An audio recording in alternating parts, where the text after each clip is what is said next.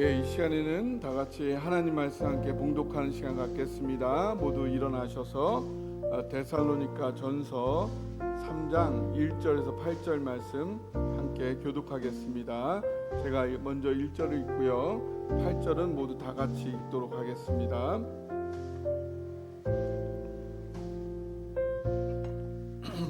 제가 먼저 읽겠습니다.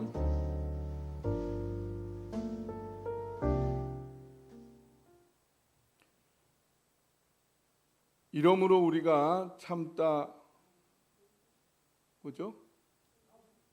데살로니가 3장 1절. 3장 1절. 바울과 실로아노와 네. 디모데. 예. 1장 1절이 올라온 것 같은데요. 데살로니가 3장 1절이 아니고요. 예, 1장 1절입니다. 이게. 찾아야겠.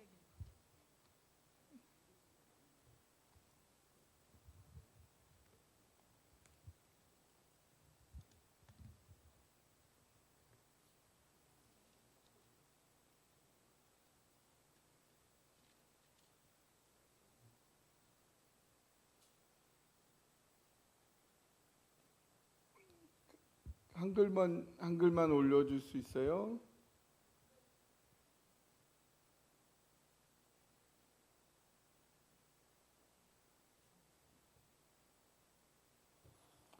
예, 시간이 지체되니까 제가 읽어드리도록 하겠습니다. 이러므로 우리가 참다 못하여 우리만 아데네에 머물기를 좋게 생각하고, 됐나요? 2절? 예, 여러분이 읽어주세요. 시작.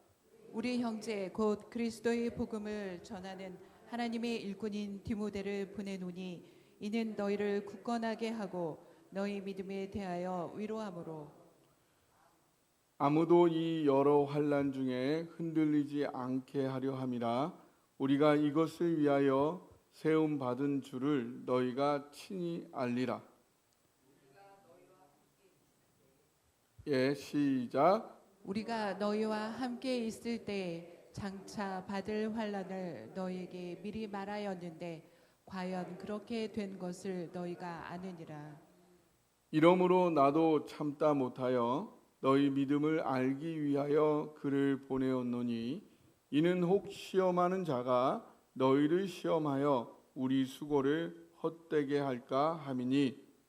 지금은 디모데가 너희에게로부터 와서 너희 믿음과 사랑의 기쁜 소식을 우리에게 전하고 또 너희가 항상 우리를 잘 생각하여 우리가 너희를 간절히 보고자 함과 같이 너희도 우리를 간절히 보고자 한다 하니.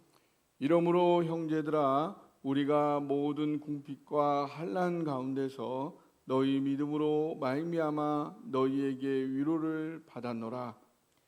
그러므로 너희가 주 안에 굳게 선즉 우리가 이제는 살리라. 아멘. 자리에 앉아주시기 바랍니다. 잠깐 기도하겠습니다. 사랑이 많으신 아버지 하나님, 일주일을 주님의 은혜와 긍휼과 사랑 안에 살아오다가 다시 주님의 존전에 나와 우리 함께 예배드리는 이 순간, 주님께서 일용할 양식을 주었듯이 오늘 우리에게 주시는 영적 말씀, 영적 양식이 우리에게 필요합니다. 하나님, 우리를 축복하시고 우리에게 은혜를 허락하여 주옵소서.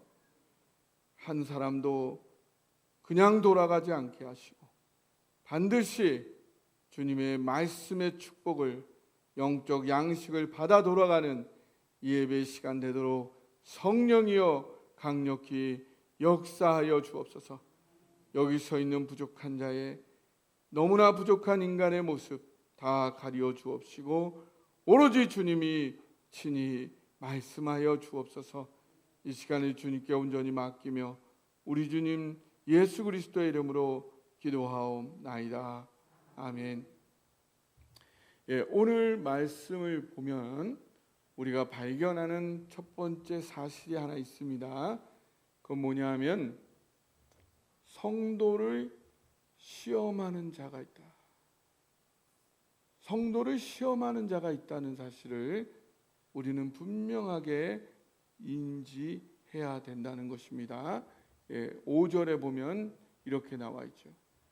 이러므로 나도 참다 못하여 너희 믿음을 알기 위하여 그를 보내었노니 이는 혹 시험하는 자가 너희를 시험하여 우리 수고를 헛되게 할까 함이니.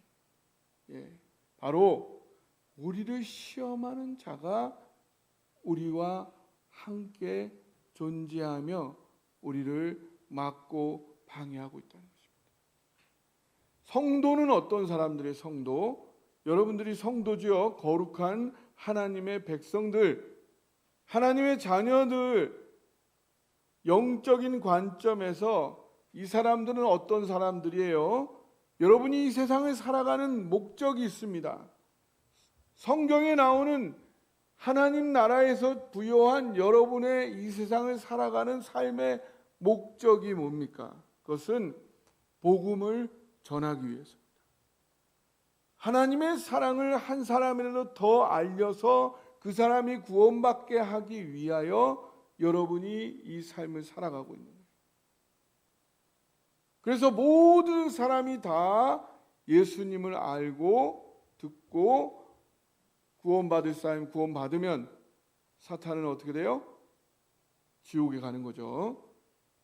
그러니까 여러분이 갖고 있는 그 삶의 목적을 사탄은 그냥 놔두지 아니하고 어떻게든지 그걸 막고 방해하는, 시험하는 자가 바로 사탄이 여러분과 함께 살아가고 있다는 사실입니다.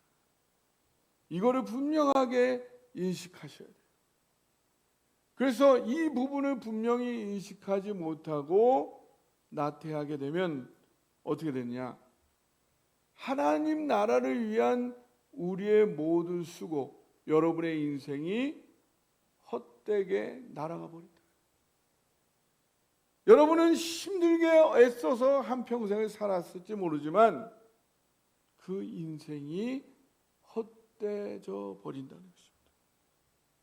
그것이 사탄이 우리의 삶을 막고 방해하고 공격하는 목적이다. 성도 중에 이 싸움에서 제외된 사람은 아무도 없다. 모두가 다 이 싸움 중에 있는 거예요. 정신을 차리면, 정신을 차리지 않으면 여러분의 모든 수고와 인생이 헛되게 막을 내리게 된다. 근데 여러분 어떻게, 그래서 오늘도 사탄의 방해 잘 제대로 오늘도 인식하고 느끼고 맞닥뜨리고 계신가요? 예. 잘 안 느껴지신다고요? 잘 안 느껴지시는 분들은 왜 안 느껴지냐면요, 시험하는 자가 사탄이 사용하는 무기가 한 가지가 아니고 굉장히 다양하다. 이게 사탄의 공격이야? 라는 거를 잘 인식하기도 어려운 온갖 종류의 무기들을 가지고 우리를 공격하기 때문에 내가 지금 사탄의 공격을 받고 있나? 라는 거를 망각하고 완전히 유린을 당해버리는 거예요. 시골에 보면은 토끼가 겨울에 죽는데 왜 죽냐 하면요, 쥐가 토끼의 항문을 갉아먹는 거예요. 그러면은 이 토끼가 시원하니까 시원한 줄 알고 가만히 있다가 그걸 다 갉아먹히고는 죽어버려요. 우리는 전혀 인식하지 못한 상태에 사탄에게 완전히 유린돼서 결국 우리의 인생이 맞춰질 때 당했구나. 내가 다 사탄에게 아주 완전히 내 인생 바쳐버리고 말았구나. 그렇게 끝나버릴 수가 있다는 사실입니다. 그런 말도 있죠. 플러그 인 캐틀 뭐냐? 주전자 속에 개구리란 뜻이에요. 주전자 속에 개구리. 주전자 속에요. 제가 옛날에 그 선교지 적응 훈련이라서 지리산에 세계 선교 동아리랑 같이 갔었는데 우리가 이제 선교지 적응 훈련을 해야 되니까 여기서 모두 뱀을 한 마리씩 다 잡아먹고 가야 된다. 근데 이제 라면을 끓이고 있는데 뱀은 안 보이고 도마뱀하고 개구리만 막 지나가는 거예요. 그래서 그걸 몇 마리 집어넣었어요. 근데 처음에는 얘네들이 물이 뜨뜻하니까 가만히 있어. 가만히 있다가 죽어버리는 거예요. 그게 바로 주전자 속의 개구리라. 바로 우리가 그럴 수가 있는 거예요.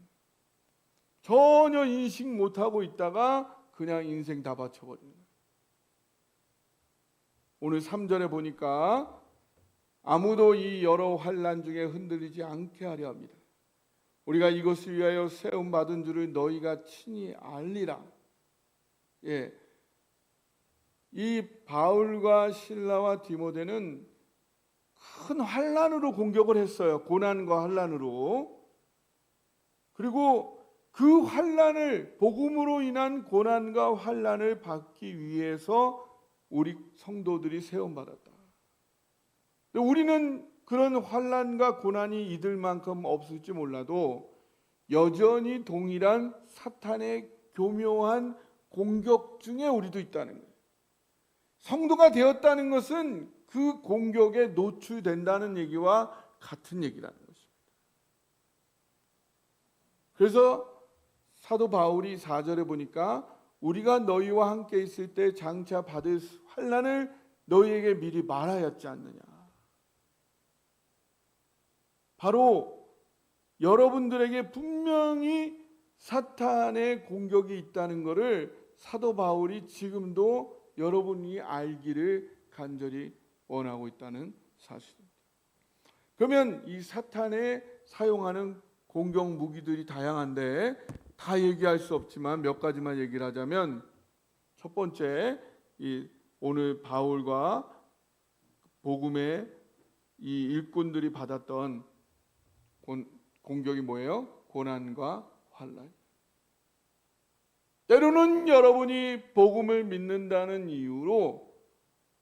이유도 없는 고난과 애매한 환난을 여러분이 겪을 수가 있어요, 없어요? 그럴 수가 있다는 거예요. 그것이 있다고 너무 불안해하거나 걱정하거나 억울해하지 마시고, 내가 이걸 위해 성도가 되었구나, 내가 이것 때문에 성도가 되었구나, 이걸 통해서 내가 복음 사업에 내가 기여하게 되는구나, 하나님 이걸 통해서 내 인생을 빛나게 하시는구나, 오히려 그것을 감사히 여기며 바울과 실라처럼 감옥에서도 오히려 복음을 위해 고난받을 자로 인정받은 것을 기쁘게 여기며 찬양으로 하나님께 영광 돌릴 수 있기를 주님의 이름으로 축복드립니다. 근데 사탄이 이런 명확한 무기만 사용하는 게 아니라는 거죠. 어떤 걸 또 쓰냐? 부귀와 영화 또한 사탄의 무기라는 사실.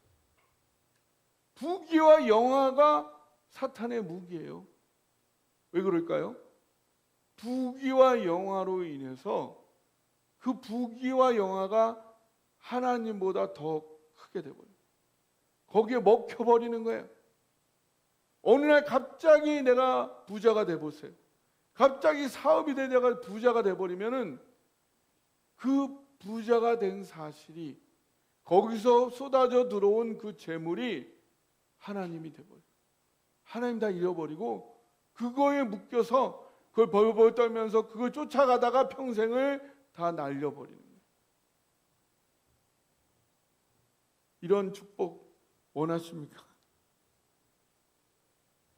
이거는 독입니다. 독일 수가 있어요. 그런 공격에 그러니까 여러분이 물질이, 부귀와 영화가 명예와 권력이 물질이 여러분을 쫓아봐야지. 여러분이 쫓아가면 안 돼요. 물질, 권력, 명예 나쁜 건 아니에요. 있으면 좋은 거죠. 근데 그거에 노예가 되면 안 된다는 거예요. 그거를 쫓아가면 안 된다는 거예요. 그 쫓아가기 위해서 믿음을 버리고 교회를 버리고 그러면은 그게 사탄의 공격인 거예요. 그러지 마시고 어떤 유혹과 어떤 달콤한 일이 있더라도 흔들리지 마시고 하나님의 길을 가야 되는 거예요. 여러분 지금까지 잘 하신 것처럼 하나님의 길을 가는 거예요. 그게 오면 좋고 돈도 하나님 거고 명예도 하나님 거고 권세도 하나님 건데 필요하면 주시겠지. 안 주시는 건 더 큰 뜻이 더 좋은 게 있으시겠지 하고 부귀와 영화에 흔들림 없이 내 길을 가는 여러분 되시기를 주님의 이름으로 축복합니다. 또 어떤 모기가 있어요? 쾌락과 재미가 또 사탄의 무기입니다. 여러분 쾌락이 고통일 수도 있어요. 쾌락이 고통일 수가 있다. 여러분 꿀을 먹으면 어때요? 꿀을 먹으면 달콤해져. 달콤한데 계속 먹으면 어때요? 계속 먹으면 계속 꿀을 한 10숟가락 먹었어. 계속 좋아요? 고통이죠. 그런 거예요. 여러분 요즘 아이들이 컴퓨터 좋아해요. 컴퓨터 게임. 그걸 막 10시간 해서 10시간. 그러면 10시간 한 다음에 계속 게임을 하면은 그게 재미의 고통이에요. 고통인데 자기 머릿속에 이건 재미야 라고 세뇌가 돼버린 거예요. 그리고 재미를 속아서 거기에 빠져 있는 거예요. 그게 바로 사탄의 무기라는 거예요. 그 다음에 좌절과 절망. 사탄의 공격에 아주 중요한 공격이 뭐예요? 나한테 지금 한 가지가 없어. 내가 아쉬운 게 지금 한 가지야. 한 가지 없는 걸 가지고 내 인생 전체, 내 인생 아주 글러먹었다. 살 가치가 없어. 자살하게 만들어. 그게 바로 사탄의 굉장히 교묘한 전략이다. 내가 하나님 앞에 보면 아직도 너무나 가진 게 많고 너무나 나에게 축복된 게 많은데 그걸 보지 않고 나에게 지금 없는 그 한 가지로 인해서 좌절하고 절망하게 합니다. 그 다음에 또 나태와 침체가 있어요. 아주 서서히 아주 나태하고 게을러져 가지고 완전히 이제는 돌이켜서 그냥 당장 일어나 가지고 그냥 부지런하게 살면 되는데 그게 계속 쌓여 가지고 그렇게만 살 수 있는 것처럼 자기가 세뇌돼 버려 가지고 거기에 묶여 버리는 거예요. 사탄의 최고 무기가 뭔지 아세요? 한 마을에 3명의 젊은 악마가 모여 가지고 사탄과 어떻게 인간을 타락시켜야 되느냐, 가장 어떤 방법이 효과적이냐 이거를 막 의논했어요. 그러니까 첫 번째 악마가 이렇게 얘기했습니다. 사람들에게 하나님은 존재하지 않는다라고 그렇게 속삭이면 좋을 것 같습니다. 사탄이 그건 안 돼. 하나님이 존재한다는 거는 살아가다 보면 누구든지 다 느낄 수가 있거든. 그걸로 믿음을 힘들기는 어려워. 두 번째 사탄이 그러면 지옥이 없다 그러면 지옥이 없다 그러면 자기 마음대로 살 거 아닙니까? 지옥이 없다는 것도 사람들이 간혹 죽음을 느끼고 되면 그걸 두려워하게 돼 있거든. 그것도 좋은 방법이 아니야. 마지막 세 번째 악마가 이렇게 말했습니다. 그러면 사람들에게 오늘 말고 내일 회개하라고 하면 어떨까요? 옳거니 바로 그거다. 사람들에게 오늘 굳이 할 필요가 없다. 내일도 있다. 그래서 계속해서 그거를 내일로 연기하게 만들면 그 오늘의 삶을 낭비하다가 결국은 지옥으로 가고 말 것이다. 여러분, 지금 여러분들을 공격하고 있는 사탄의 공격, 사탄의 무기는 무엇입니까? 이렇게 사탄은 오늘도 너무나 교묘한 방법으로 우리를 공격하고 있습니다. 그러면 우리가 이 사탄의 공격으로부터 어떻게 하면 승리를 할 수 있을까요? 이 승리의 비결이 또한 오늘 본문 가운데 나와 있습니다. 첫 번째, 우리가 이 사탄의 공격으로부터 승리할 수 있는 첫 번째 아주 중요한 것은 승리에 대해서 확신해야 돼요. 승리에 대해서 확신. 두 가지 중에 하나를 여러분이 정확히 두 가지를 다 알고 있어야 돼요. 하나는 사탄의 공격을 간과하고 무시했다가는 여러분의 인생이 헛수고가 될 수 있다. 헛되게 끝나버릴 수 있다는 사실을 경성하여 깨어 있어야 돼요. 두 번째, 여러분이 분명히 알고 있어야 되는 사실은 여러분의 승리는 이미 보장되어 있다는 사실. 여러분이 게으르고 나태하고 그걸 놓쳐서 승리를 못 놓치는 거지, 여러분이 깨어서 정상적으로 제대로 길을 가면 이미 승리가 결정되어져 있다. 누가 승리하셨어요? 예수님이 다 승리를 해놓으신 거예요. 여러분 정신 차리고 가서 깃발만 꽂으면 되는 건데, 그거를 나태해서 놓치면은 이제 지게 돼. 놓치게 돼. 그래서 여러분 승리에 대한 분명한 확신을 가지시고 두려워하지 마시고, 사탄은 어떻게 한다고? 대적하면 물러간다. 떠나간다. 사탄은 두려워할 존재가 아니에요.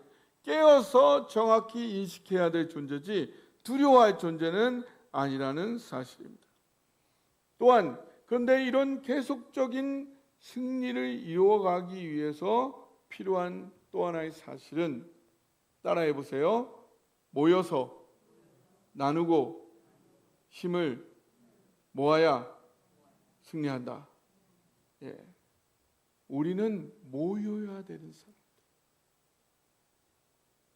다른 종교는 저 산속에 들어가서 혼자서 막 그걸 닦을 수도 있겠지만, 기독교는 모이는 그 속에 하나님이 역사하는 그러한 종교, 그러한 영성을 우리는 갖고 있습니다. 신앙생활, 교회 생활은 혼자 하는 게 아니에요. 같이 하는 것입니다. 여러분 구원받았죠? 구원받아서 영생 얻었죠? 그 영생은 뭐예요? 영생은 단지 죽어서 천국 가는 것만이 아닙니다.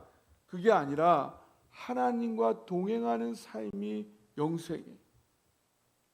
여러분이 구원받는 그 순간부터 하나님과 동행하는 삶이 시작되었음을 믿으시기 바랍니다. 근데 하나님은 어떤 분이에요? 하나님은 사랑의 하나님이. 하나님은 사랑이시라고 그랬어요. 사랑은 혼자 할 수가 없어요. 사랑은 서로 사랑하고 사랑받고 사랑하며 사는 거예요. 여러분이 어떻게 하나님을 배우고 하나님을 느끼고 경험하고 더 알아갈 수 있어요? 여러분이 사랑받고 사랑할 때 하나님 알 수 있는 거예요. 이거 혼자 할 수가 없어요. 오늘 데살로니가 교회가 세계에서 가장 알려진 교회가 됐던 것은 믿음, 소망, 사랑이 머릿속에만 있지 않고 가슴을 거쳐서 가슴에서 손발로 이어 나온 거예요. 그래서 믿음의 역사가 있었고 사랑의 수고가 있었고 소망의 인내가 있던 그런 교회였어요. 그들은 단지 혼자서 하나님을 신앙한 것이 아니라 같이 어울리면서 서로 사랑하고 서로 기도해 주면서 믿음의 역사를 경험하였고 같이 격려하며 끝까지 인내하는, 요즘 각 가정마다 또 어려운 일이 있을 때 우리 권사님들이 나오셔가지고 아주 그냥 온갖 하소연을 다 하시고 온갖 하고 싶은 얘기들 다 하시고 아주 시끄럽습니다. 어떨 때는 저보고 목사님은 들어가세요. 저 없으면 더 하실 얘기가 많은가 봐요. 어떨 때는 또 전체 돌아가면서 얘기도 안 하고 그냥 여기저기서 그냥 지방 방송이 그냥 한 3-4방송이 한꺼번에 돌아가 버립니다. 어떤 분은 말하면서 듣고 들으면서 또 말씀하시고 아주 그러면서 서로 힘이 나고 서로 주님을 믿게 되고 주를 향해 나아가는 거죠. 우리 남자 성도님들도 강화도도 가시고 파주도 가시고 열심히 서로 함께하고 계신 거 너무 보기 좋습니다. 그런데 이렇게 모여서 함께 사랑하는 것은 이게 가르치는 것만으로는 이게 다 전달이 안 돼. 어떻게 해야 돼? 보여줘야 돼. 사람은 봐야지 바뀌어요. 지식으로 바뀌는 게 아니라 자기 눈으로 사는 것을 봐야지. 피가 있고 살이 있는 그 사람이 그 인격이 이렇게 사는구나 그걸 봐야지 그 사람도 따라서 그렇게 살 수가 있는 거예요. 그래서 우리가 사탄으로부터 승리할 수 있는 아주 중요한 비결 중에 하나는 양육자가 있어야 됩니다. 신앙의 양육자가 있어야 됩니다. 오늘 2절, 5절, 8절에 보면 이 데살로니가 성도들을 어떻게든 양육하기 위해서 바울과 실라와 디모데가 무진장에 쓰고 있다는 게 잘 나타납니다. 어떤 걸 양육해야 돼요? 진정한 회개가 뭐냐? 참 하나님을 찾기 위해서 우상을 버리는 그 진정한 회개가 뭔지를 인격을 통해서만 내가 이런 경험을 했잖아. 내가 이렇게 내 삶이 바뀌었잖아. 이거를 이야기해 줄 수 있어야 된다. 그래서 진정한 구원으로 인도할 수 있는 양육자가 필요합니다. 그 다음에 기본적인 신앙생활, 예배와 말씀, 기도, 찬양, 교제. 어떻게 하면 주님을 더 깊이 만날 수 있는지를 직접 보여줄 수 있는 그런 양육자가 필요하다. 그것뿐만 아니라 오늘 2절에 보니까 너희를 굳건하게 하고 너희 믿음에 대하여 위로한다라고 얘기 나왔어요. 그래서 굳건하게 한다는 것은 스테리조는 홀로 서게 한다는 거예요. 홀로 누가 의존해서 누가 붙잡아 줘야 쓰는 게 아니라 자기 스스로 확신해 가지고 쓸 수 있게 만들어 준다. 각 사람이 신앙을 정립시키고 확고하게 하도록 성숙하도록 양육하는 게 필요하다. 구체적인 사안에서 내 문제, 재정 문제, 자녀 문제, 부부 문제, 시부모 문제 이런 각 문제마다 나는 이렇게 했어. 나는 지금 이렇게 하고 있어. 나는 이런 문제 이렇게 기도하고 있어. 라는 거를 구체적으로 이야기해주고 양육할 수 있는 그런 사람이 필요하다. 그뿐만 아니라 여기서 위로한다는 파라카레오라는 말이에요. 이것은 뭐냐면 파라는 옆에서 불러준다. 이름을 불러준다. 옆에서 응원하고 격려한다. 계속 그런 삶을 살 수 있도록 계속 격려해 주는 일이 필요하다. 자기가 살지 않는데 어떻게 이럴 수가 있어요? 그래서 만나서 나누지 않는데 어떻게 이럴 수가 있어요? 이런 양육자가 있어야 사탄의 공격에서 승리하는 사람이 세워져 갈 수가 있다는 것입니다. 그래서 이를 위해서 바울과 디모데 굉장히 많은 노력을 했습니다. 어떤 노력을 했어요?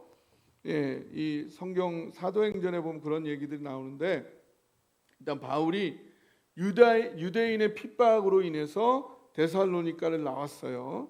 베레아로 갔어요. 베레아에서 다시 아덴으로 갔어요. 아덴에 가 있으니까 실라와 디모데가 바울을 쫓아서 아데네에 오게 됐어요. 여기 와서 이런 여러저런 얘기를 하다가 데살로니가 대한 얘기도 하고 그러다가 디모데를 데살로니가 교회로 다시 보냈어요. 상황이 어떻게 됐는지, 또 필요하면 네가 좀 양육도 시키고 교육도 시켜라 하고 디모데를 보낸 거예요. 다시 보냈다가 바울은 그 사이에 아데네에 있다가 고린도로 갔어요. 그 고린도에 간 사이에 데살로니가에 갔던 디모데가 고린도에 가서 바울을 만난 거예요. 만나서 지금 데살로니가 교회가 이렇게 됐습니다. 그러니까 그 소식을 듣고 지금 이 데살로니가 전서를 편지를 쓰게 된 거죠.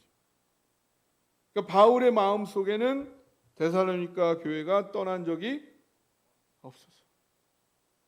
계속해서 그들을 향해서, 또 그러기 위해서는 직접 그런 삶을 살 수 있고 살아줄 수 있고 그걸 보여줄 수 있고 양육할 수 있는 니고데모를 거기 데살로니가 교회에 보낼 수가 있었기에 이런 일들이 일어날 수 있었다.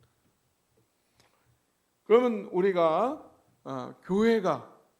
교회가 개인도 사탄에게 승리를 해야겠지만 교회 전체가, 성도들이 사탄에게 승리하는 성도가 만들어지는, 그런 성도들이 훈련되어지는 이런 교회가 되려면 양육자가 필요하다.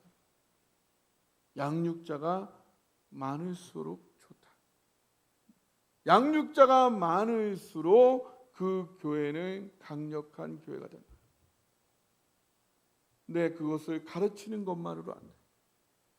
삶으로 직접 어떻게 하든지 보여주어야 해. 같이 살아주어야 일을 할 수가 있는 거죠. 이게 쉬운 일이 아니에요. 누군가는 어린 신앙인들이 확고한 기초를 가지고 든든히 쓸 수 있도록 그걸 양육하기 위해서는 자신의 삶을, 자신의 생명을, 자신이 가지고 있는 소유를, 자신의 소중한 시간을 그 양육을 위해 갈아 넣어야 해요. 공짜로 안 돼. 예수님이 실로암에서 날 때부터 소경된 자를 눈뜨게 할 때 어떻게 했어요? 흙에다가 자기 일부를 집어넣어서 흙을 묻혀서 그 눈에다가 바르고, 이런 수고가 있어요. 여러분의 것이 거기 들어가야 돼. 그걸 손에 흙을 묻히는 수고가 있어야 돼. 하나님의 복음 사업이 이 세대의 사람들만 변화시키고 세우는 것이 아니라 그것이 다음 세대로 계속 이어지고 전해지려면, 그런 교회가 되려면요, 우리에게 구심력이 있어요. 구심력. 사람을 끌어들이는, 사람을 끌어오는 힘이 있어야 돼요. 그리고 주님의 복음을 전파하는 전파력이 있어야 돼요. 그게요, 목회자 한 사람으로는 지금 시대에 특히나 택도 없습니다. 한 사람이 새로 왔어요.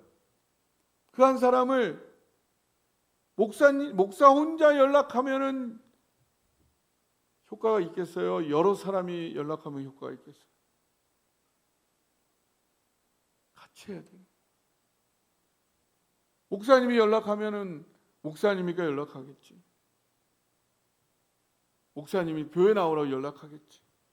이런 자신에 대한 진정한 관심으로 느껴지기가 힘든 시대가 되었다. 그래서 우리는 사랑이 넘치게 느껴지는 이런 생명력 있는 공동체를, 그런 사람들이 날마다 더욱더 만들어져 가는 복음의 문화 생태계를 우리 교회에 구축해 가야 돼요. 오늘 이 데살로니가 교회는요, 바울과 실라, 디모데만 그렇게 한 게 아니에요. 전 성도들이 복음 사업에 매진할 수, 그럴 수 있는 교회가 되도록 힘썼던 거죠. 우리 어르신들도 몸으로 할 수 없더라도 이런 교회가 될 수 있도록 간절히 기도해 주시기 바랍니다. 근데 현실적으로 우리 교회에 그런 사람이 많을까요? 적을까요? 그러니까 적으니까 할 수 없다. 그냥 대충 목회하고 말자. 제가 그럴까요? 안 그럴까요? 제가 대충 그렇게 목회하면 하나님께 가서 칭찬 받을 수 있겠어요? 너 목회로 밥 벌어 먹고 있다가 왔구나. 얼마나 진짜 사탄한테 다 바쳐진 인생이죠. 그러면 그럴 수 없잖아요. 어떻게든 길을 찾아야죠. 어떻게든 교회가 계속 앞으로 나아갈 수 있는 길을 찾아야 되지 않겠어요? 그게 지난 월요일 세이 교회 목회자 모임 제가 애쓰는 것 중에 하나입니다. 목사 혼자 가르치는 것만으로는 한계가 있기 때문에 직접 온 성도가 그렇게 살고 있는 교회와 성도들을 보여주고 싶은 거죠. 직접 한번 봐라. 이렇게 사는 교회, 이렇게 실천하는 교회가 있다. 그리고 그런 교회가 되려면 구체적으로 단계적으로 어떻게 해야 되고, 애로사항이 뭐고, 장벽들은 뭐고, 그걸 향해 갈 때의 고비들은 어떤 것들이 있고, 그것은 어떻게 해결해야 되는가. 구체적인 답을 찾기 위해 목사님들이 서로 경험을 나누고 격려하는 모임인 것입니다. 이런 모임 필요하겠죠. 사람을 양육하는 일은 쉬운 일이 아닙니다. 나의 삶과 생명, 소유와 시간이 거기 투자돼야 되는 거죠. 그런데 그 길이 죽는 길이 아닙니다. 망하는 길이 아니더라고요. 그 교회들을 보니까 망하지 않더라고요. 손해보지 않더라고요. 아니요. 오히려 하나님이 그들을 책임지시고 보호하시고 공급하시고 축복하시고, 그 길이 사는 길이에요. 그 길이 성공하는 길이고 축복받는 길이라는 사실. 그리고 하나님께서 그 교회와 성도들을 중심으로 이 세계와 우주를 거기에 맞춰서 돌리세요. 그런 사랑과 섬김의 문화가 쌓여서 누적이 되었을 때 그 믿음의 과정에서, 그 믿음의 가문에서 이 세계를 책임질 수 있는 최고의 믿음의 위인들을 하나님이 일으키시는 거예요. 그들을 통해 하나님이 세계를 변화시키고 그들을 높이시는 것입니다. 이거를 꿈꾸었기에 바울은 오늘 8절 한번 읽어볼까요? 예, 같이 읽어봅시다. 시작. 그러므로 너희가 주 안에 굳게 선즉 우리가 우리가 이제는 살리라. 이제 살겠다. 이게 조맨이라는 말인데 숨을 쉬게 되었다. 데살로니가 성도들이 스스로 이런 공동체가 돼서 쓴 모습을 보니 이제 내가 숨을 쉬겠다. 얼마나 간절히 그것을 바라고 소망했는지 그것이 느껴지는 말이 아닐 수 없습니다. 이 소망을 품은 사람은 바울 한 사람이 아니었어요. 우리라고 하고 있죠. 실라도 그랬고 디모데도 그랬고 이 세 사람에게만 멈춘 게 아니라 데살로니가 모두 성도들이 그런 소망을 품은 거예요. 그래야 사탄의 모든 공격을 승리할 수가 있고요. 그래야 강력한 공동체가 되고 문화 생태계가 되어서 복음을 땅 끝까지 전할 수 있는 그런 힘을 갖게 되기 때문에 하나님과 동일한 소원, 마음을 품은 자들이 교회에 일어날 때에 하나님이 우리를 책임지시고 축복하시고 우리를 사용하게 되실 줄 믿습니다. 이 시간 이 말씀 붙잡고 하나님께 기도하기를 원합니다.